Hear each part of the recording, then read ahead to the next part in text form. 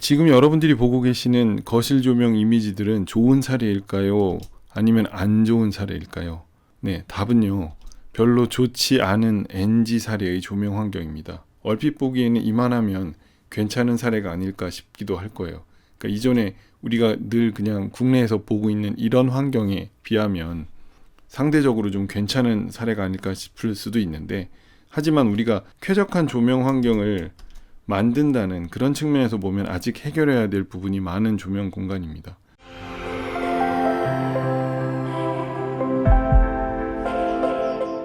그 이유는 나중에 다시 상세하게 설명드리도록 하겠습니다.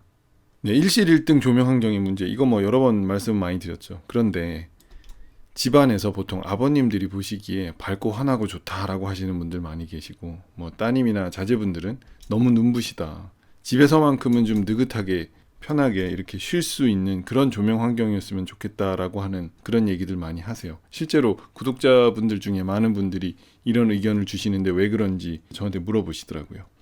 그 연령대별 빛의 밝기감 인지가 다른 건 안구 수정체는 나이가 들면 혼탁해지는데요. 그 때문에 보다 밝은 빛의 조명이 필요하기 때문입니다. 하지만 눈부시게 밝게 하는 것 외에는 별달리 해법이 없는 일반적인 그런 국내 조명 환경에서는 이게 정답은 아닌 거죠. 이와 관련한 내용은 유니버설 조명 디자인 편 강의를 통해서 제가 설명드리는 시간을 갖도록 하겠습니다. 이전에도 자주 설명드린 대로요, 주거 공간, 즉 집은 기본적으로 휴식을 위한 그런 공간입니다. 그래서 조명 환경도 휴식을 위한 빛의 조건을 연출하는 데 집중하는 게 바람직하다는 거죠.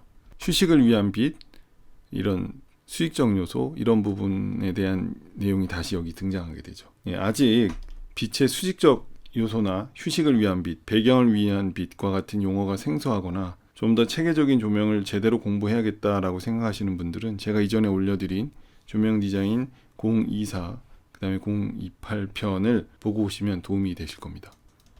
아까 보여드린 그 왼쪽의 공간은요, 공간의 그 긴장도가 높은 공간입니다. 주거 공간에서 공간의 긴장도는 상황에 따라 다르지만 휴식을 위한 빛의 환경을 연출하기 위해서 기본적으로 공간의 긴장도를 낮춰주는 게 좋습니다. 자, 공간의 긴장도가 낮다는 건 어떤 의미일까요? 광원의 위치가 낮고, 이건 이제 천장에 부착되어 있는 이런 일실 1등 상황이죠. 조명이 여러 개 있지만 이건 일실 1등 상황이라고 제가 설명을 드렸었죠. 색온도가 높고, 그죠? 광원의 위치도 높고 색온도도 높은 거죠. 차가운 백색광 5500켈빈 이상으로 보면 됩니다. 그리고 획일적인 조명기구. 그래서 이건 구석까지 밝은 대낮처럼 똑같은 밝기감, 이쪽 구석과 이쪽 구석이 똑같죠. 그래서 리듬감이 없고 획일적이다라고 말씀드렸고, 이렇게 되면 공간의 긴장도가 높아지는 거죠. 자, 반대로 공간의 긴장도가 낮은 건 어떤 상황이냐면요, 광원의 위치가 낮은 거죠. 그래서 천장에 설치하고 있는 이런 일실 1등 조명은 쓰지 않는 거죠. 그렇게 지양을 하고요. 그 다음에 색온도가 낮습니다. 따뜻한 오렌지빛이라고 제가 얘기할게요. 그래서 대략 수치적으로는 색온도 3000켈빈 이하를 권장합니다. 세 번째로 다양한 조명기구의 배치와 배광. 배치도 다르고 배광도 다르죠. 그래서 빛이 나오는 방향도 아래에서 위로 가기도 하고요, 위에서 아래로 내려오기도 하고, 그래서 배광이 굉장히 다양해지고 리듬감을 형성하게 되죠. 그래서 쾌적한 음영, 군데군데 이렇게 음영, 그림자가 지잖아요. 그래서 이런 그림자로 인해서 쾌적한 조명 환경이 연출되는데 적서적광, 그러니까 뭐예요? 필요한 위치에 필요한 빛을 쓴다는 거죠. 그러니까 하나의 조명기구를 획일적으로 아무 생각 없이 대낮처럼 밝히는 게 아니라요, 대낮에 뜬 태양처럼 실내를 밝히는 게 아니라 필요한 곳에 필요한 빛을 배치해서 효율적으로 잘 쓰자라는 얘기가 되겠죠. 일실 1등 조명 환경이 가지고 있는 또 다른 문제가 있습니다. 보시면 경면화라고 이제 이번 시간에 가장 중점적으로 제가 설명드릴 내용인데, 거울처럼 된다는 거예요. 그러니까 우리 집이요, 우리 방이, 우리 거실이 그냥 거대한 거울의 방처럼 되는 거예요. 보시면 이 실내 모습이 그냥 거울처럼 이렇게 빛나버리죠. 여기도 지금 앉아서 외부를 보려고 해도 바깥이 잘 보이는 게 아니라 내부에 설치되어 있는 조명기구랑 실내가 보이는 거죠. 이 소파에 앉아있으면 소파에 앉아있는 제 모습이 이렇게 보이는 거죠. 자, 그래서 외부 공간, 외부 경관은 보기 힘들고 내부만 거울처럼 비추게 되는 이런 경면화 현상이 생기는 거죠. 여기서 경자가 거울 경자입니다. 자, 그래서 거울에 실내 조명이 비춰 보이다 보니까 더욱 산만해져서 밖은 잘 보이지 않게 되는 거죠. 그래서 창밖의 야경, 정원, 그러니까 마당 풍경이라든가 보통 뭐 베란다도 있고 정원도 있을 수 있잖아요, 그죠? 거실에서. 그래서 이런 베란다의 화초라든가 우린 지금까지 이런 것들에 대해서 별로 생각을 해오지 않았죠. 근데 실내와 실외를 연계할 수 있는 그런 거실의 조명 환경이 필요하다는 거죠. 자, 거기에다가 이 아래에 있는 이미지 보시면 바닥까지 번들거려요. 그래서 이렇게 고광택 소재를 사용하게 되죠. 그래 버리면 더더욱 이 천정에 박혀 있는 일실일등 이 강한 빛의 그림자가 글레어로 빛나게 되죠. 그래서 인테리어 마감재 선택은 조명을 설계하면서 한꺼번에 같이 고민을 해줘야 된다는 거죠. 그러니까 인테리어 공사를 다 끝내고 나서 조명을 설치한다는 것 자체가 말이 안 된다는 거죠. 근데 보통 이거를 정확히 잘 모르고 계시는 분들이 많아요. 건축주분들도. 그래서 고생들을 많이 하시는데 아까 방금 보여드린 그런 일실일등의 상황은 경면화가 이렇게 심각하죠. 그러면 어떻게 해야 되느냐? 바로 이런 방식으로 해볼 수 있다는 거죠. 이렇게 보시면 여기는 내부에서 외부 저 뒤에 있는 야경까지 잘 보이게 되죠. 이런 조명 환경이 필요하다는 거죠.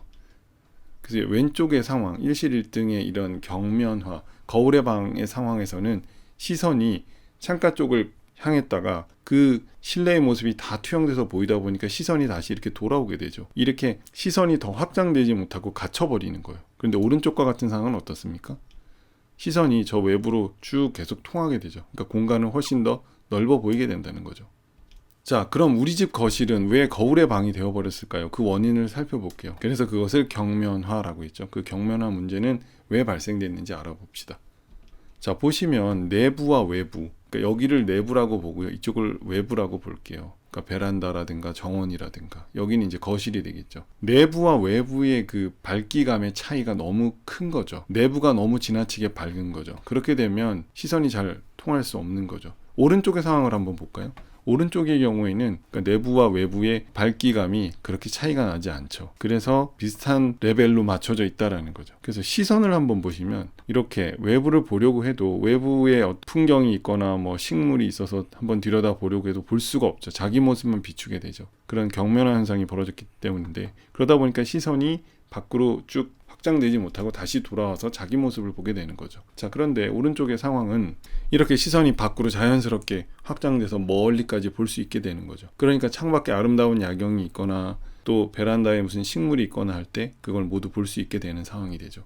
실내 쪽에 조명을 지나치게 밝게 해주는 걸 우선 막아야겠죠. 왼쪽의 경우를 보면 실내 조명이 지나치게 밝다라는 걸 알 수 있고요. 이 오른쪽의 상황을 보면 실내 조명은 그다지 밝지 않게 외부와 밸런스를 맞춰 주어야 하다 보니까 밝기감을 낮추면서 확산광의 느낌의 조명을 사용했습니다. 그래서 여기 사용된 게 예전에도 제가 몇 번 설명드렸었죠. 이렇게 전방 확산형 배광의 조명 기구를 설치해서 실내와 실외의 밸런스를 맞춰주는 게 중요합니다. 라고 말씀드릴 수 있습니다. 자, 이제는 여러분들이 좀 이해를 하실 것 같아요. 이 그림이 왜 NG 상황인지 이해하시기 좀 편해지셨을 것 같아요. 자, 이것은 NG 상황이에요. 제가 보기에.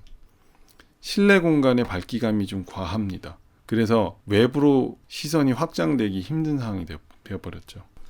개구부라고 하면 이제 창이나 문을 가리키는데 그 개구부의 면적이 넓은 경우에는 바깥을 보게 하는 거잖아요. 그런 시선의 관점에서 보면 실내 공간의 밝기감의 균형 설정을 보다 주의 깊게 해줘야 된다는 거죠. 그러니까 이렇게 개구부가 넓은 이렇게 전면 창이 있거나 창이 커서 외부의 경관을 보기 위한 실내 조명은 야간에 특히 그 밸런스를 잘 조절해 주어야 된다는 거죠. 그리고 천정에 이렇게 가득 찬 다운라이트, 그다음에 이 바닥은 굉장히 고휘도죠. 그러니까 밝은 색감, 밝은 명도로 설계되어 있으니까 휘도가 높다는 거죠. 그래서 고휘도, 거기다가 광택까지 높습니다. 광택도가 높다 보니까 그런 고광택 소재의 마감재를 시공하니까 천정에 이 많은 조명기구들이 다시 바닥에 난반사돼서 고광택 마감재를 사용할 때는 주의가 필요하다라는 거죠.